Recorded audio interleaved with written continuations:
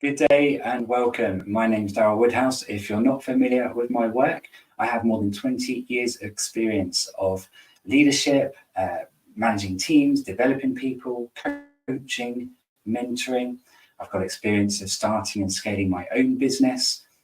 I've worked with some amazing global brands from all around the world, and I have developed a lot of real life and real work experience for helping leaders, teams, and entire organizations to be as successful as possible, to get close to fulfilling their potential in work and in life, but without long working hours, without sacrificing their long-term health, without burning out. And a lot of what I've learned initially, I learned it the hard way because I had a major burnout a number of years ago.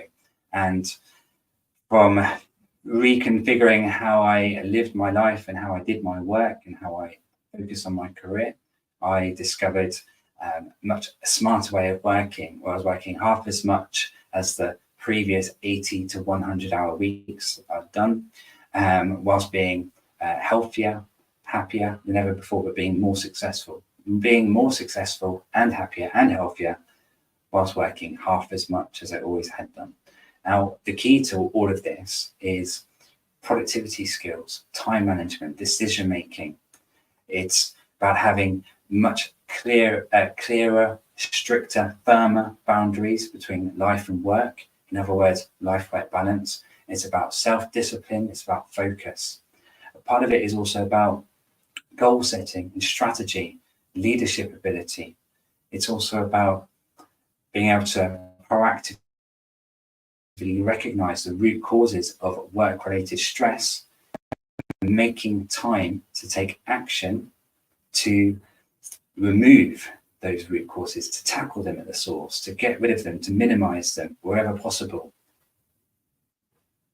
And some of this stuff might sound great, might sound quite straightforward, but I can tell you from experience of working with so many different leaders, their teams and companies from all around the world, I can tell you that whilst a lot of this stuff is obvious, most people have not had the professional training on how to do this stuff, how to have a life-work balance whilst optimizing success and results at work.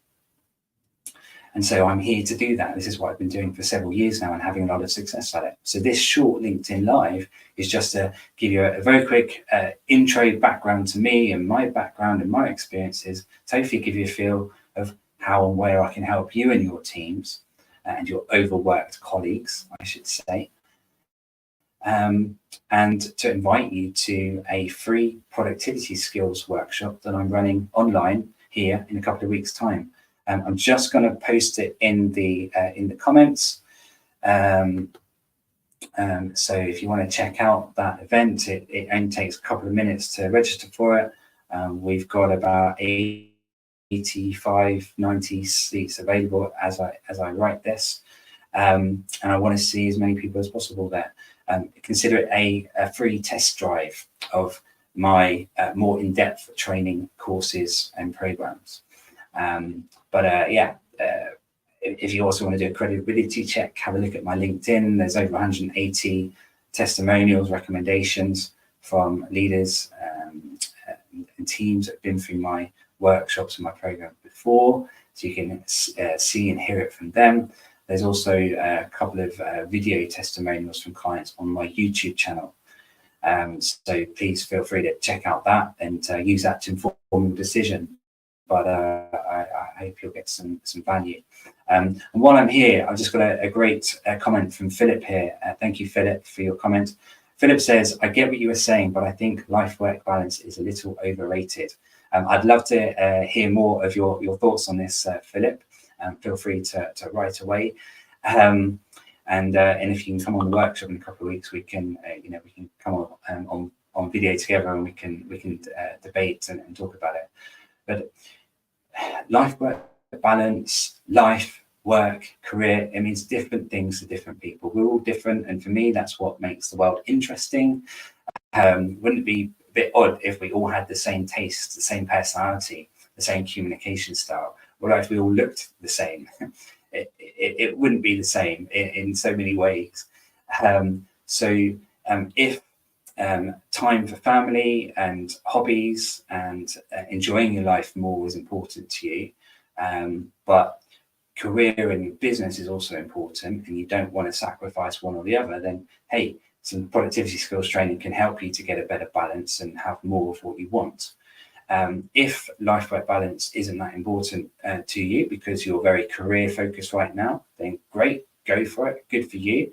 On one hand, you also want to bear in mind that I used to do that and I had a really bad burnout, and I can tell you a lot more about how that affected me and some medical conditions that I have to now treat and manage daily for the rest of my life. I've learned to channel these as motivation to not let those old habits, those old working patterns creep back in, and to stay focused on my productivity skills and practicing what I preach. But yeah, so one is there's just a little warning, a friendly warning there, not to overdo the career commitment and working. But and if you despite that warning, if you want to carry on putting every single hour in, great, go for it. But I strongly recommend you consider still swatting up, investing in productivity skills, because it will help you to achieve even more results and success at work. And yeah, carry on working the long hours, but achieve even more in those long hours through productivity and time management. So just a few things to consider there. And I guess I would also like to explain that even though some of this stuff, we've been talking about it for a while in society, in history, life-work balance, productivity, performance, ambition, success, we've been talking about it for a while. And just because some of it sounds quite straightforward and we know it, it's another thing applying it. So self-discipline and focus, having advanced productivity skills, these are not commonplace, even amongst the most successful people in work and life. I've worked with a number of exceptionally gifted, talented people, and productivity, focus, self-discipline, strategic thinking, it did not come naturally to many of them, and they needed a helping hand. It's much like your favorite sports team or an athlete you admire in the Olympics. They are so good at continually improving, getting better, and a lot of that takes discipline, focus, but it also requires helping hands. They have a number of different expert coaches, trainers, managers, assistants in their team that aren't on the running track at the Olympics, but they're behind the scenes, doing a lot of other important stuff that helps that athlete to turn up and be the best version of themselves, and not just win one gold medal, but to stay at that top competitive level for a number of years, and continually be competitive and break new records and win more medals. They can't do it alone. And so in that little message, there's a number of things I've seen and observed that in the business world, whether that's a private profit-making organization, whether it's public sector, whether it's a charity, I've worked with all of those, wherever you are, I've just seen that we can always do better at getting more help by leveraging some of the resources, the knowledge, the people that are around us, both in our organizations and externally. And by doing that, by being bold, by being strategic, by putting our hands up and admitting that we don't know everything, we're not perfect, but having an attitude of openness to learning, we can have all of that, and we can be a lot more successful with a lot less effort. And when we talk about success, well, you will define what success means to you, whether it's just about career and money, or whether it's about early retirement, or whether it's about having time to start and build a family and being a hands-on parent and having lots of time for other interests, whether that's travel, dinners out with friends, hobbies, fitness, and so on. So but for those of you that are listening and watching this either live now or later on the recorded version, if any of this resonates with you, the free productivity skills training in a couple of weeks' time. That is for you. Register before it gets booked up and come on board. It's probably the last one I'm going to do this side of Christmas. Going into the new year with some new knowledge, some new motivation, some new skills is a very, very good thing. Most people want to see out the year and then kind of crawl into the new year, and then we have New Year's resolutions and all of that great stuff. But it's so much better to start thinking about that now. What do you want to achieve next year? How can you do more? How can you be better? Whether that's work goals or life goals or both. And what do you need to help you to achieve that? Start working on those goals now and start learning. Come on the workshop. If some of this stuff resonates, this is exactly for you. It's not for everyone. So if it doesn't resonate, jump off now. But before you do, that statistically, the chances are you'll know someone else who would benefit from this. And you could actually change their lives for the better. You could change their work success, their business career success for the better by pointing them to my work, to my workshop. And it's free. And if you look at my testimonials on LinkedIn, you'll see that there's no BS, there's no hard sell. This is genuine stuff. I love doing what I do. That's why I started my business 12 years ago. I get paid for my work when people want to come on and have more deeper transformation. But it generally comes from loving what I do and enjoying the feeling from knowing I've helped someone, I've helped transform their business, transform their livelihood, I've helped save their marriage through upskilling them in productivity, in life balance and time management skills. This is what gets me out of bed in the mornings, certainly from a work and legacy perspective. Now, it's only going to be a short session today, so before I move on, I just want to show you a couple of other bits and pieces. Here's just some stats, just to give you a bit more insight to why the kind of stuff I'm talking about is needed. There's a few different definitions of what overworking means. Roughly speaking, most of them come in at around 50 plus work hours per week is defined as overworking. In other words, let's call it 20 to 22.5% above our contracted work hours. So if you're part-time, you can obviously hopefully be well under 50 hours. In your case, it would be taking part-time hours and adding 20-odd%. If you're doing above that in work hours, your class is overworking. Now, we're seeing more and more very credible research come public in the last few years, looking into the relationship between overworking and long-term health, burnout rates, life satisfaction, or rather life dissatisfaction, and a whole load of other things. Also the relationship with productivity as well.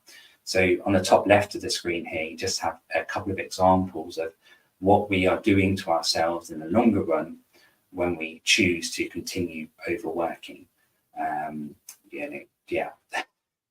Higher risk of stroke, high risk of depression, high risk of anxiety. I have experienced a direct experience of two of these three, and I wouldn't wish them on anyone. They are not nice, especially if you get severe cases.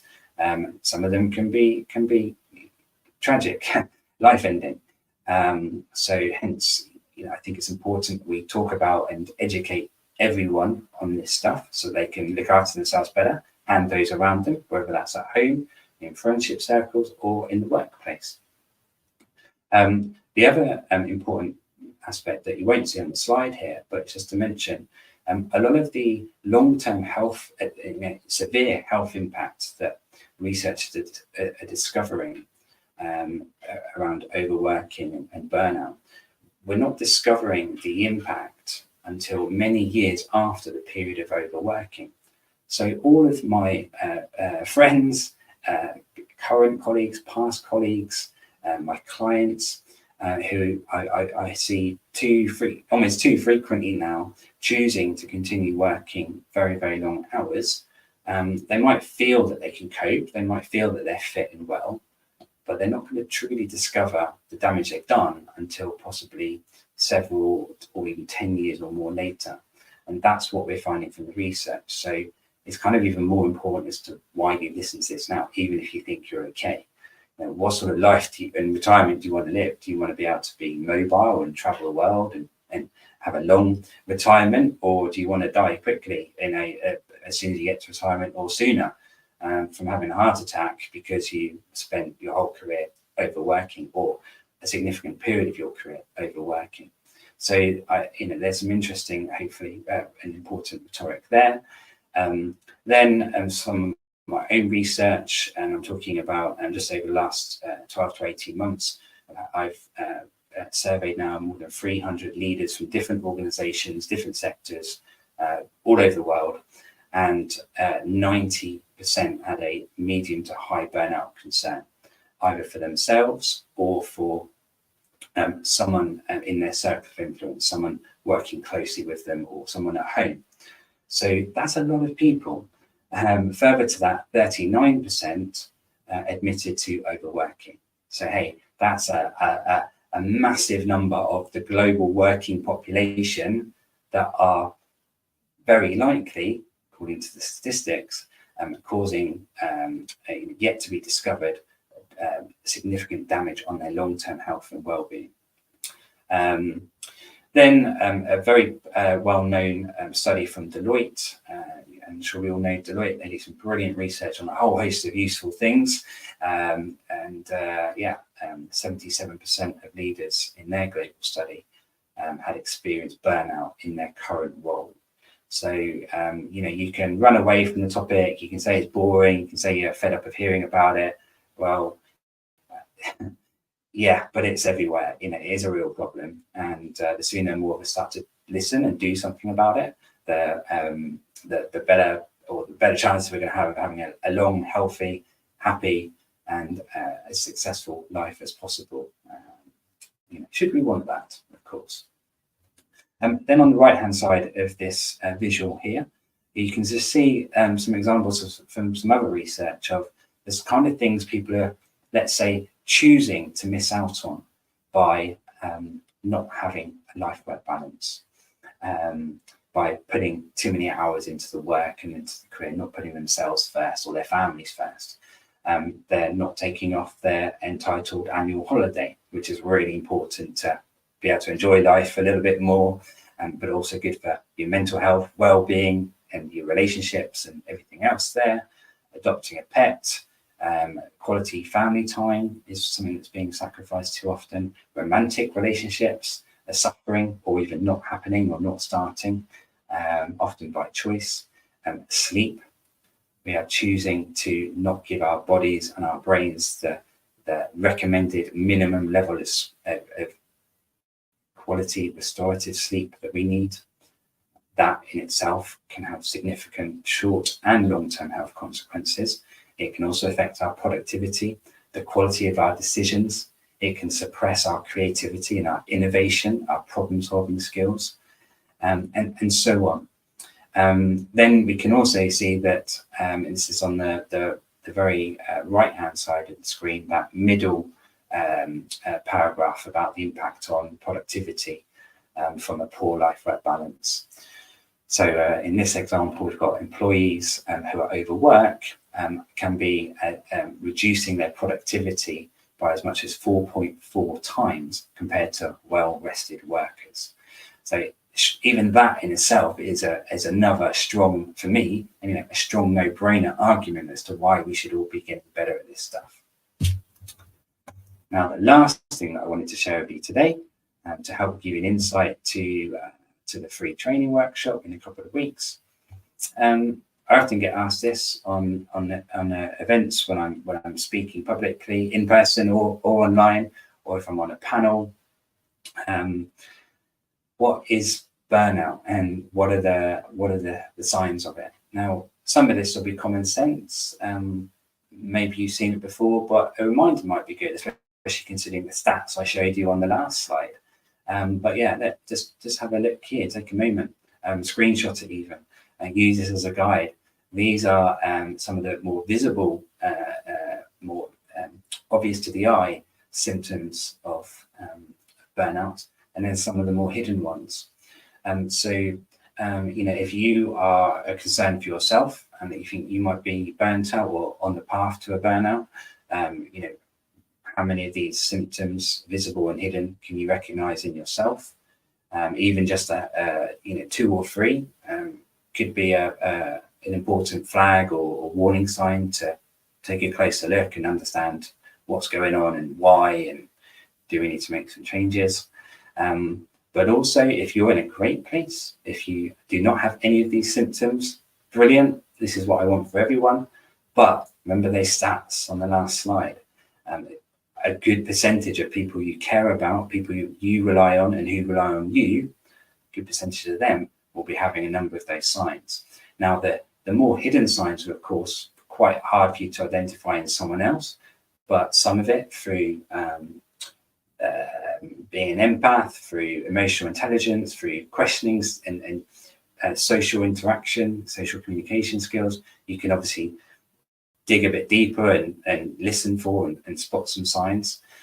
So it is harder to spot it in someone else, but you'd focus on the examples on the left-hand side of the screen, those symptoms that are more visible. And if we're intuitive, if we're proactive, I can tell you from my own experience, we can see some of this stuff in other people, which means great. We've now identified someone that might need our help, and we can have a friendly conversation to dig a bit deeper and give them some support and maybe redirect them to some training, or this smarter, better way of living and working. And now, if you're curious and would like to get a bit more of my, what's the actionable advice? How do I actually live a happier, healthier life without long working hours while still working towards my career, my business potential, my goals, and better juggling both and overall being more successful? How do I do that? Give me some real actionable advice. I have a free ebook on the darylwoodhouse.com website. You're very much welcome and invited to have a look at that. It's a free download on my website. It's also not too hard to find on my LinkedIn profile if you want to have a look there.